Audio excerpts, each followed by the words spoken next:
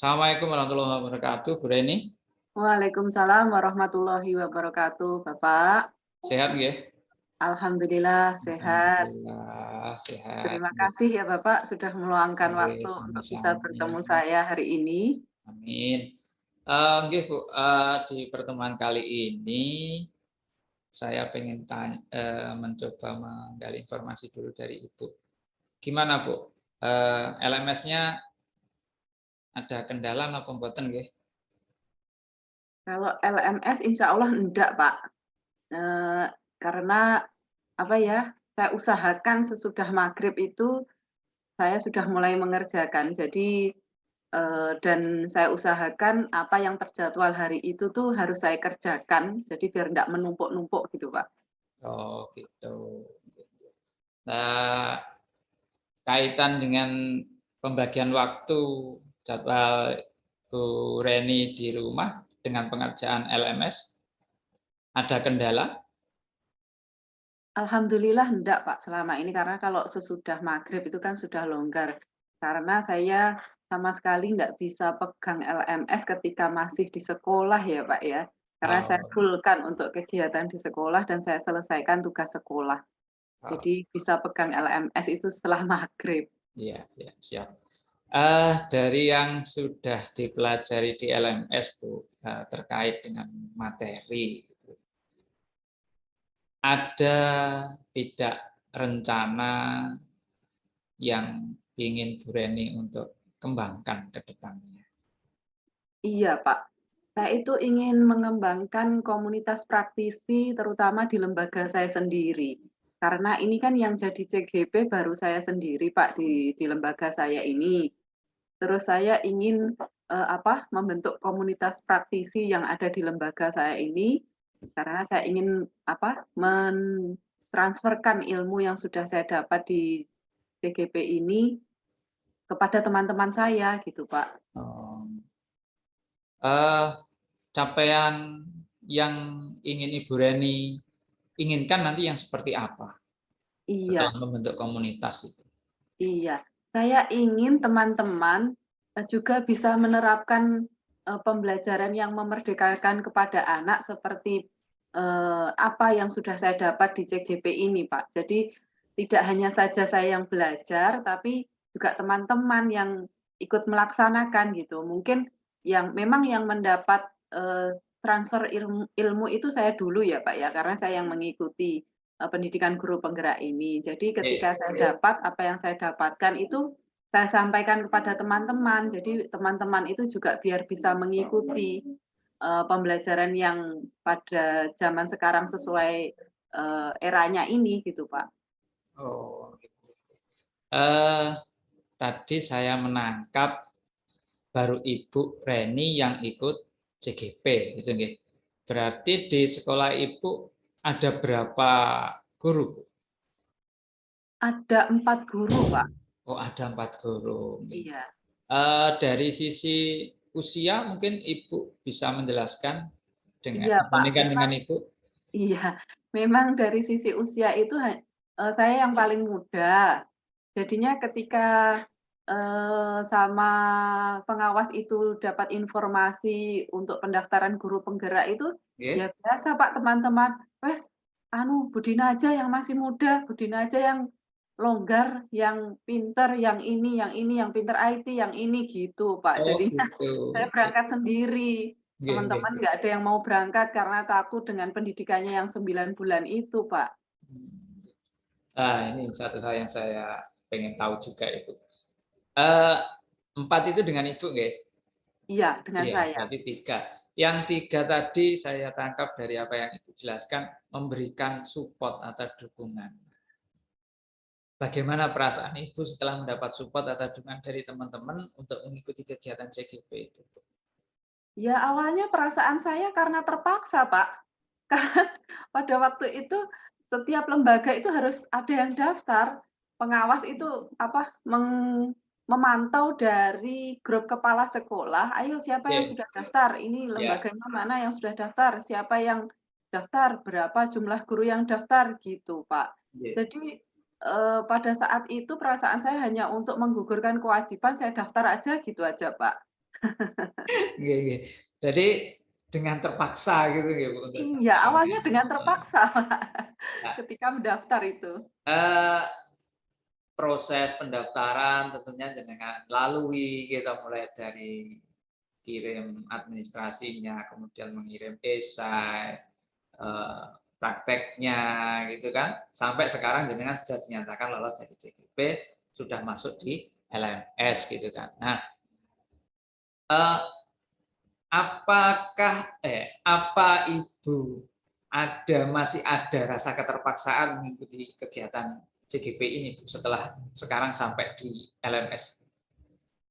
Alhamdulillah Pak, dengan berjalannya waktu ketika saya mulai orientasi lokakarya orientasi Ya, itu sudah gugur perasaan terpaksa saya itu sudah gugur. oh gitu, Karena, nggih. perasaan saya jadi bangga, sudah beralih menjadi bangga karena banyak sekali yang daftar dan ternyata saya yang terpilih gitu, Pak. Apalagi dari kecamatan saya itu hanya 3 guru, Pak, Oh, yang lolos iya seleksi iya itu. iya. Jadi saya berubah, perasaan saya itu sudah berubah jadi senang sekali ternyata saya ada di komunitas yang sangat-sangat positif ke depannya gitu. Gitu, gitu. Luar biasa Ibu, ya. Kembali ke tadi Bu, saya menangkap Ibu pengen merencanakan komunitas praktisi, gitu. Iya. Kalau boleh tahu Bu, ini nanti untuk lingkupnya di sekolah atau di kecamatan? Tadi karena Ibu menyebutkan di kecamatan. Saya di sekolah dulu aja, Pak. Di sekolah dulu aja, saya ingin mengembangkan teman-teman sejawat itu, mentransfer ilmu yang sudah saya dapat di pendidikan guru penggerak ini kepada teman-teman. Jadi, pembelajaran yang memerdekakan anak itu tidak hanya terjadi di kelas saya saja, tapi juga di kelas lain, di kelas guru-guru lain, seperti itu, Pak. Seberapa penting Ibu akan menerapkan komunitas praktisi ini di lingkungan sekolah Ibu? Ya sangat penting sekali, Pak. Karena apa? Karena nggak akan berjalan pendidikan yang baik itu kalau hanya satu gurunya saja yang menjalankan. Iya, ya, Jadi betul. harus harus, satu lingkup lembaga itu bisa menjalankan semua, paling tidak, sudah sekian persen mungkin, teman-teman itu menerima, paling tidak sudah berusaha mencoba, itu saya sangat senang sekali gitu. Jadi yang pinter itu tidak si A saja, di sini tidak hanya saya saja yang bisa menerapkan pendidikan yang memerdekakan anak itu tidak hanya saya saja, tapi teman-teman juga harus harus bisa gitu, menurut saya itu seperti itu. Ya, gitu. Kemudian rencana apa yang ingin Ibu lakukan untuk pertama kali dalam membentuk komunitas praktisi? Iya, saya ingin menyampaikan dulu, apa yang saya inginkan ini, rencana apa yang saya inginkan ini kepada kepala sekolah. Setelah kepada kepala sekolah menyetujui, saya akan juga menyampaikan kepada teman-teman. Setelah saya menyampaikan kepada teman-teman, saya ingin membuat kesepakatan, eee, kira-kira kapan ya kita bisa memulai membuat komunitas praktisi ini dan kita memulai untuk istilahnya saya bisa action langsung kepada teman-teman itu kapan, gitu, Pak. Dalam menentukan perencanaan kapan dimulainya, tentunya Bu Reni sudah punya gambaran sebelum disampaikan ke teman-teman. Eee, Bisa lebih jelas kira-kira kapan Ibu mau melaksanakan?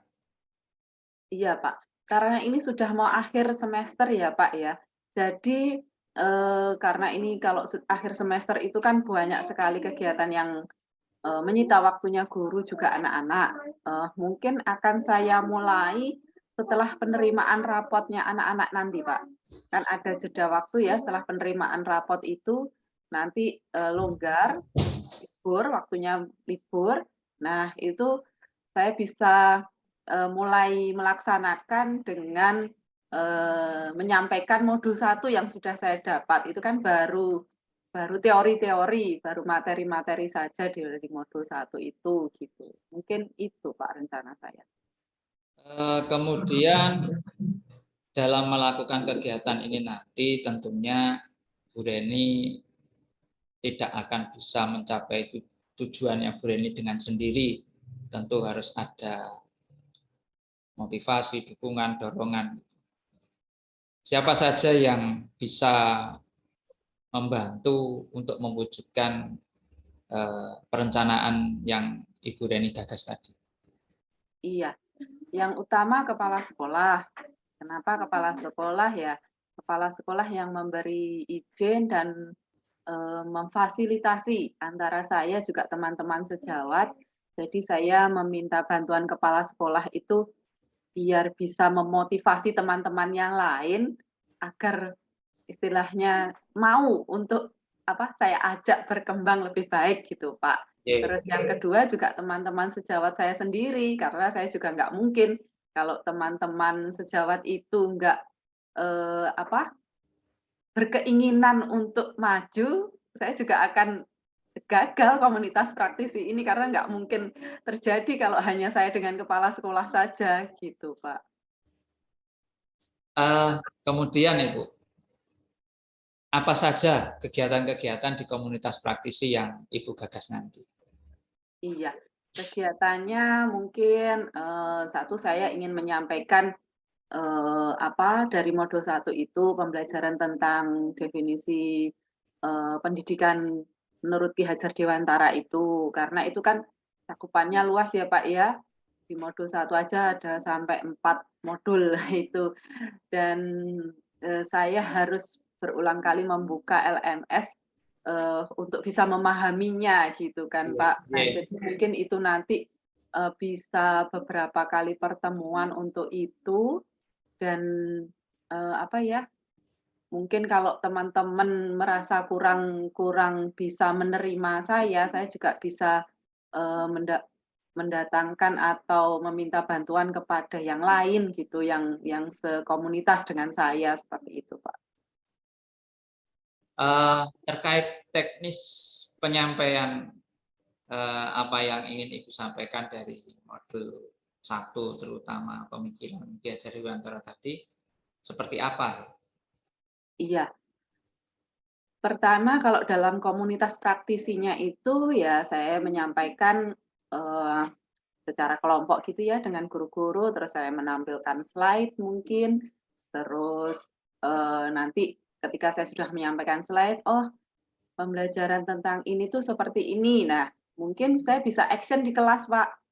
Terus teman-teman itu bisa lihat gitu. Terus nanti mereka bisa merefleksi atau memberi umpan balik gitu. Oh, ternyata yang dimaksud pemikiran Ki Hajar Dewantara itu seperti ini pembelajarannya gitu. Mungkin itu kira-kira, Pak. Ya. Saya sudah menangkap dari mulai dukungannya tadi, ada KS, ada teman sejawat. Mohon izin ini, kan kalau di PAUD terkadang masih ada siswa yang ditunggu oleh orang tuanya. Iya. Ya, ketika orang tua itu melihat penjenengan action dengan konsep belajar yang mungkin berbeda, yang tidak ada di bayangan dari wali murid itu, kemudian wali murid memberikan istilahnya respon positif. Adakah peluang untuk wali murid ini diajak di komunitas praktisinya? Bisa juga, Pak. Bisa juga. Ketika saya kemarin melakukan aksi nyata ya, Pak, ya. Jadi, mungkin kok aksi apa ya, Pak, kemarin itu di waktu P5 kayaknya. P5. Nah, iya, aksi nyata P5 itu. Saya saya juga kolaborasi dengan wali murid kok, Pak, yang bisa membuat makanan tradisional. Itu jadi ketika saya menyampaikan itu kalau saya sendiri aja juga nggak tahu caranya buat getuk itu seperti apa ya. Nah, ada wali murid yang memang menjual itu makanan-makanan tradisional itu dengan bentuk modern yang sekarang seperti bentuk tumpeng dan bentuk lain-lain itu, Pak. Jadi saya mendatangkan wali murid itu untuk saya ajak kolaborasi gitu pada waktu itu. Tapi kan pada waktu itu teman-teman itu belum paham apa sih yang dimaksud P5 itu gitu. Kan taunya kalau masak-masak itu ya cooking class gitu saja sebetulnya teman-teman itu. Gitu, Pak. Oke, oke, oke. Ya, saya sudah bisa menangkap dari apa yang Ibu sampaikan. Kemudian indikator apa, Bu, untuk mengukur ketercapaian daripada gagasan Ibu membentuk komunitas praktisi? Iya, indikatornya ya teman-teman bisa, melakukan pembelajaran yang memerdekakan anak di kelasnya masing-masing. Nanti mungkin kalau selama ini P5 itu bersumber dari saya idenya, itu bisa dari teman-teman yang lain gitu, Pak, saya inginnya. Jadi ndak apa-apa saya aja, ndak apa-apa yang jadi GP aja, gitu, Pak. Oke, Ibu. Dari yang sudah kita obrolkan tadi, dari yang saya tangkap, Ibu ingin membuat komunitas praktisi itu Iya, dengan tujuan untuk memerdekakan pembelajaran, gitu. Nah, iya, Pak. dan butuh dukungan dari semua pihak yang terkait. Untuk yang terakhir, Bu, kesimpulan apa yang bisa Ibu dapatkan dari apa yang kita obrolkan di kesempatan ini? Iya, Pak. Saya, apa ya, menginginkan kalau teman-teman itu bisa, melaksanakan pembelajaran dengan baik, terus tidak berpusat pada saya, seluruh ide-ide apa yang ingin dikembangkan di sekolah itu, pembelajaran-pembelajaran yang ingin di sekolah itu, mungkin seperti itu, Pak. Ya. Oke, terima kasih Ibu. Selamat berbagi, tetap semangat mengikuti kegiatan. Semoga apa yang Ibu rintis nanti bisa diterapkan, dan nanti di pertemuan selanjutnya mungkin progresnya seperti apa itu nanti bisa disampaikan. Iya, siap, Pak, siap. Oke, Terima kasih atas waktunya, Bapak. sama-sama Ibu. Mungkin untuk hari ini kita cukupkan sekian pertemuan kita. Kita sambung di jadwal kegiatan pendampingan di selanjutnya. Terima kasih Bu Reni. Assalamualaikum warahmatullahi wabarakatuh. Waalaikumsalam warahmatullahi wabarakatuh.